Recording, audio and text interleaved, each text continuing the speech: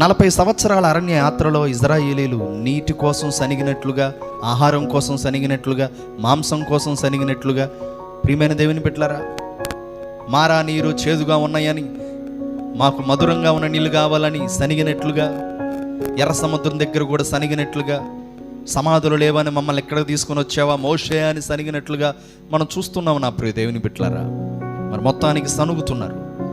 లోపల మనసులో పుట్టెడు దుఃఖంతో, బాధతో ఉన్నటువంటి మోషే అహరోనుల మీదకి లక్షల మంది ఇజ్రాయేలీల జనాంగము ఒక్కసారిగా వచ్చి వాదిస్తున్నారు, తిరుగుబాటు చేస్తున్నారు. వాళ్ళకి ఏం చేయాలో అర్థం కాక ఒక్కసారిగా ప్రత్యక్ష గుడారం దగ్గరికి వెళ్ళి దేవుని ఎదుట సాగిలపడి ప్రార్థన చేస్తున్నారు. ప్రభువా, ఏం చేయమంటావు?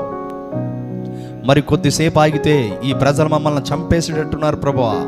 నిజమే కదండి. కొన్ని లక్షల మంది జనాంగము మోషే అహరోనుల మీదకి వచ్చినప్పుడు